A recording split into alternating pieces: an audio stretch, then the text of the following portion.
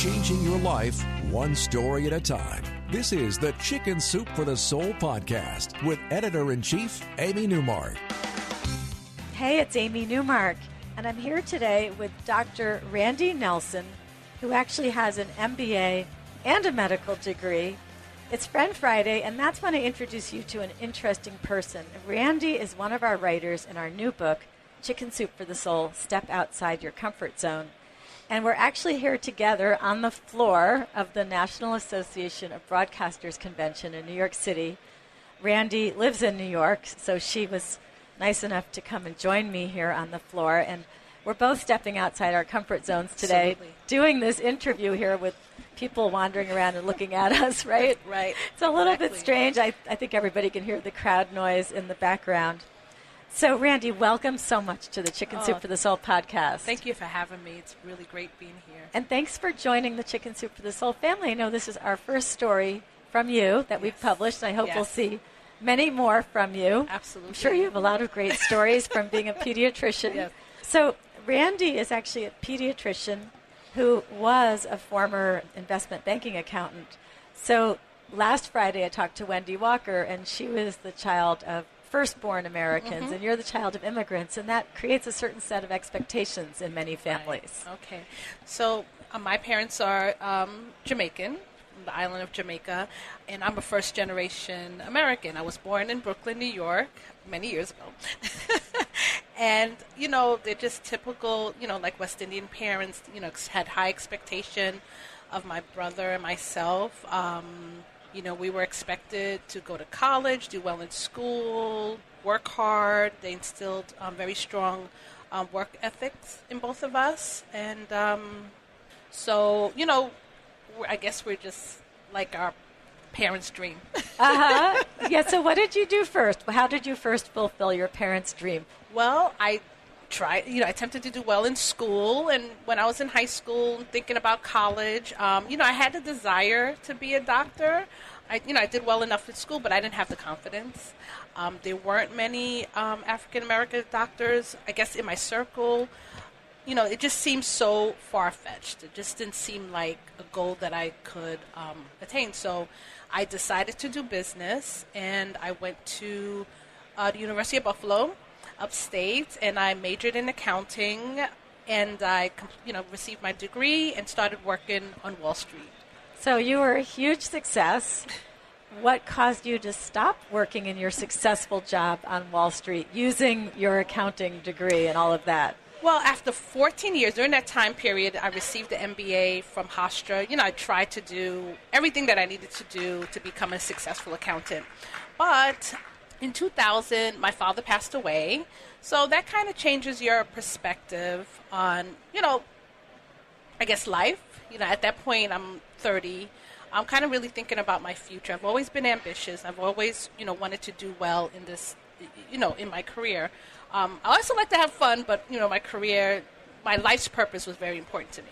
So my father died in 2000, changed my perspective a little, you know, somewhat. But then September 11th came, 9/11 occurred, and that really took me for a loop. I mean, did you work down near the World Trade Center? I worked for Citigroup. I worked really just 3 or 4 blocks from the Trade Center, so I witnessed everything, and, you know, ran for my life while the buildings were tumbling, and, you know, just the whole confusion of that day. And, you know, a couple of weeks later when I returned to work, you know, seeing the destruction, and again, another life-changing, altering event that made me rethink about what I wanted to do with the rest of my life. You know, we used to work hard in investment banking. Work on holidays, work weekends, work to 1 o'clock in the morning. So I used to say, hey, if I'm going to put this time in, especially away from my family and my friends, let it be for something I felt that was worth it. Mm-hmm. So I revisited my dream to become a doctor, and that's incredible. After all those years and being successful on Wall Street and getting your MBA, so then did you have to go back and take pre-med classes? I did. I had to take prerequisites. There were a couple of, there were 8 required courses that I had to take. So I took those while I was working as a vice president at Citigroup. somehow I managed to do it and get like A's. And I had to sit for the MCAT, which is the entrance exam, and interviewed, and I landed at Stony Brook Medical University. Congratulations. Thank you. I know my daughter went to med school. Right, I watched her take yes. the MCATs. Yes. I watched the whole thing. So oh, my gosh, I know. And it's perilous. Yes. You could prepare and prepare and prepare, and you could not get into med school, or you could not match into residency. Right, So you're taking a big risk when you go down that path. It's a huge risk. So then you got into med school. Did you quit your job on Wall Street? Well, you had to quit your job, I had right? to quit. And go to med school full time. Yes, I had to quit because I had to attend medical school full time. So I saved and got my business in order, and I started August 2005. Wow. And then where did you do your residency after med school? I did my residency at Jacoby Medical Center in the Bronx. Oh, boy, that's a tough place to be. Wow. Well, I really wanted to learn bread and butter, pediatrics.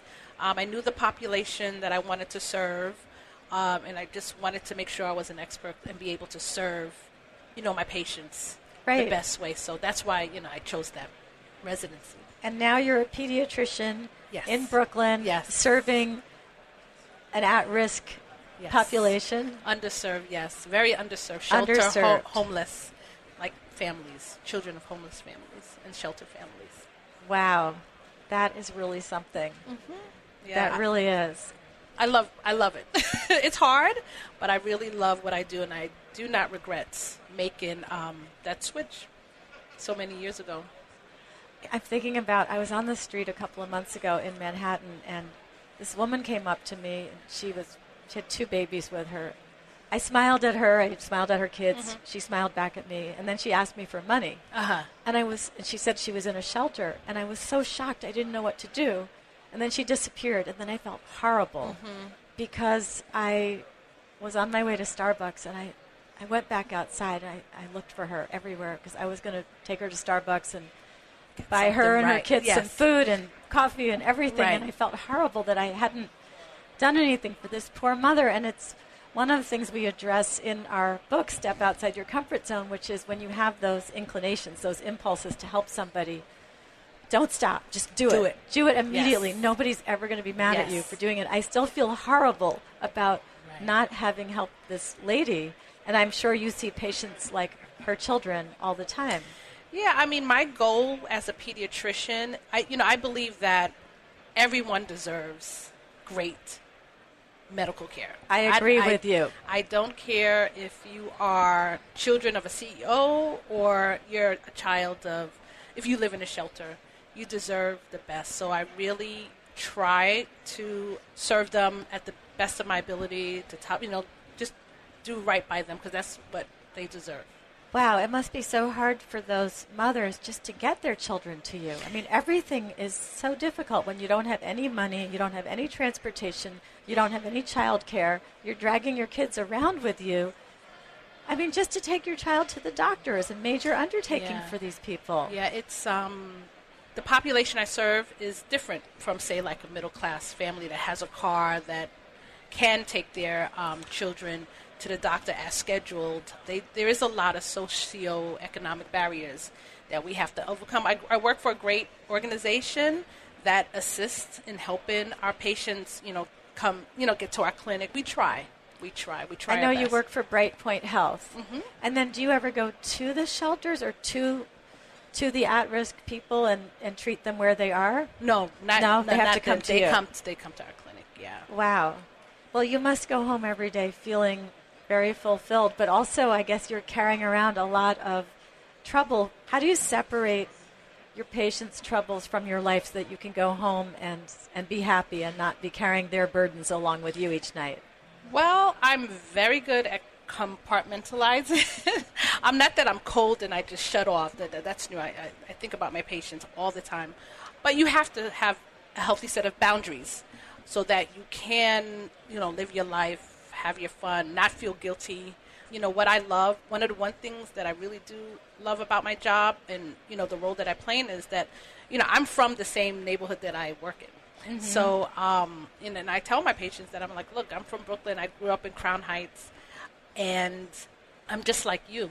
I may not have lived in a shelter or been homeless, but, I'm just like you, and if I can do it, you can do it too. You're a great role model for all those kids, especially those little girls. Right, exactly. And I have one patient who, after our discussion, started college last month. So that's great. Yeah, that's the best thing. And how do we get the doctors to go back to the underserved neighborhoods? I mean, is that a problem where doctors who come from underserved neighborhoods might say, well, I think I'm going to go practice on Park Avenue now or something? I mean, there's a lot going on in medicine right now. It's very expensive to obtain a medical degree. If you just do a straight numbers thing, like primary care physicians like myself, in terms of the salaries we receive, we're like kind of at the bottom of the barrel. I know. I mean, we're still doing well. I'm not going to, we're still doing well, but in terms of the loans that we have, some people have loans up to about $200,000, $300,000.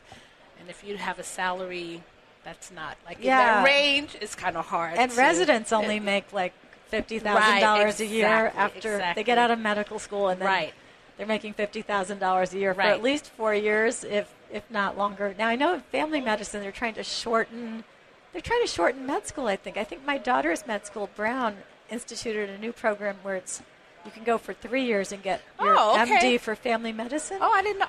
I'm not so aware that of that. At least that's one less year of loans. Right. So that's a driving force for a lot of doctors. You just have to sometimes think that way. I'm of the thought that do what you love and the money will follow. So that's kind of the premise that I'm going by. So what advice would you give to our listeners who are a little afraid to do something but kind of feel they should do something? How would you get somebody to step outside his or her comfort zone and do that thing that he or she is thinking about? This sounds cliche and it sounds boring, but you really have to believe in yourself.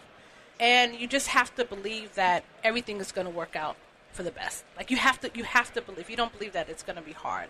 Trust me, medical school was difficult. Oh, yeah. Yes. It was extremely difficult. It was not easy at all. I shed a lot of tears, pulled out my hair plenty of times. It wasn't easy. Residency wasn't easy. So, but you have to, but at the end of the day, I saw myself practicing. Serving the patients that I wanted to serve, and it's happening. So you got to have that, faith. That you vision. Have to believe. You have to see the end. Yes. Say, okay, I am doing all of this because I already see myself doing the thing I want to do at the end. Absolutely. You have to do that and keep the naysayers kind of, I didn't tell too many people initially what I was going to do because it sounded like so Wendy crazy. Walker in the interview last week. Right, you kept it quiet for a while. Yes, you kept it quiet because, even when I did say something, I got are you crazy? I was a vice president at Citigroup when I left. So that is kind of crazy. But I'm sure your father would be very proud if he could see you now. Yes, exactly. Well, Randy, I want to thank you for joining us today. This was great.